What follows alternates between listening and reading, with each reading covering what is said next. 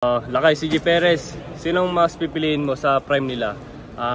James Yap or Mark Caguioa? Ako kasi parang bata ako napapanood ko si Caguioa. Pero mas naabutan ko kasi mas nasubaybayan ko yung ni James Yap. Yung prime ni James Yap. So, ang sagot mo? Sa akin, James Yap. James Yap. Pero doon ko natutunan sa mga galaw ni Caguioa, yung mga floater, yung mga slash, yung mga hop. Doon ko napapanood sa kanya. So, pero mas naabutan ko yung friend niya. Mas nakita mo lang. Mas nakita ko, mas napanood ko. Doon ka na lumaki kay Kuya James. Tama. The floater din yun, one-hand din yun . Hindi, iba yung floater, iba lang yung one-handle sa floater niya. Sabagay. Yun kasi wala yung one-handle kasi ang laki ng kamay. Kahit gumanon-ganon. Tama, laki na kamay. Dito naman, si Jericho Cruz. Ryan Reyes versus si Gabe Norwood. Sino kaya yung sa prime nila? Sinong tingin mo? Ako bro, ito kasi idol ko yan . May idol na idol ko to . So, pwede mo sabihin bias or ko, Ryan Reyes ako bro . Kahit nakasama ko si Gabe, alam naman natin kung anong kaya niyang gawin sa court, diba? Grabe dumipensa, international, local, diba? Grabe din. Pero si Kuya Ryan kasi talagang doon ko inaano yung laro ko sa kanya . Diba? Doon ko parang ginagaya ko yung playing style ni Ryan Reyes. Kasi nakikita naman paras naman kami ng body, diba? Paras ka ng build. Pati yung paano siya dumipensa, yun ang ginagaya ko. Tsaka si Kuya Ryan lang yung kaisa-isang idol ko sa PBA. Alam niya yan, nagkasama din kami sa Talk and Text niya. So yun, Ryan Reyes ako. Ito pa. Pero I love you, Gabe. Yun teammate mo din naman yun. Oo naman, siyempre. Sa Riverside, champion kayo. Oo naman, siyempre. Matiin din yung lineup ng dati. Without Gabe, walang champion. Diba? Yan.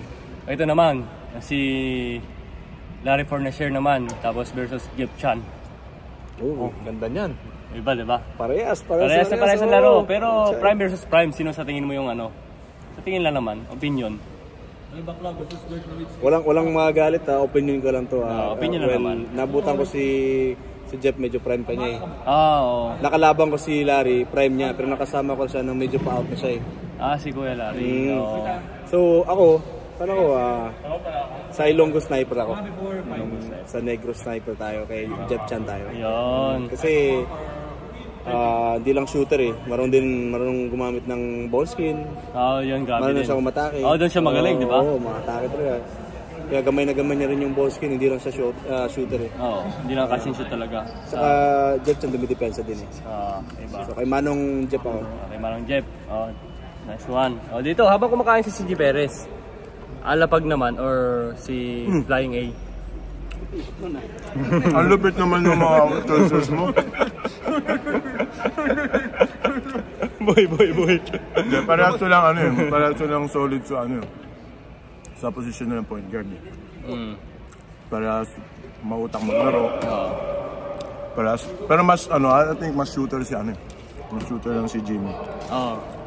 Si Boss Jimmy. Pero overall, sino kaya?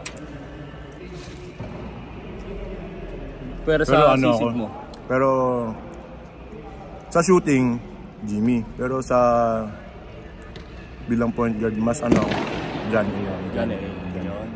Yun, salamat CJ Perez at Jericho Cruz sa matitinding katanungan. Ako pre, may tanong ako sa'yo. Kay CJ Perez naman. Okay, CJ Perez. Sino pipiliin mo pre? Ito, yan or si Gako? Yan. si Jerwin Gao, mas maswerte. Tama kasi. Madaming champion yun. Tama. Ito nakakaisa pa lang. Tama. So siya ang the GOAT, si Gako Natix. Idol ko yan si Jerwin. Jerwin Gao. Ito dapat maging ganun ka. Napapanood ko yun. The Lucky Charm. Lasal. Ito malas to . Uy, nag-champion tayo isa. Lasal Jerwin. Kakarating ko lang dito, champion agad San Miguel. Champion ba tayo kagad? Champion agad San Miguel. Pero feeling ko sa 3x3 magcha-champion lalo yung pag si Kuya Jerwin Gako. Sa Lasal yun, di ba? Hindi nadakdakan yun, ikaw nadakdakan kasi. Yan! Wala yun! Yun ang highlights. Goat yun, puta, kahit... Sino goat? Sino goat ako? Hindi ikaw. Si Jerwin dumadakdak yun. Ikaw, Dumadagdag naman ako. ikaw dinakdakan ka. Dumadagdag naman, dunkers naman ako ah. Dunkers. Wala na, naubos lang. Naubos na ng college. Yun know? Si G. Perez. Gang Yun lang. gang. Opinion lang namin yun ha. Walang magagalit, Huwag ha? kang magalit. Love you all. Oh shit!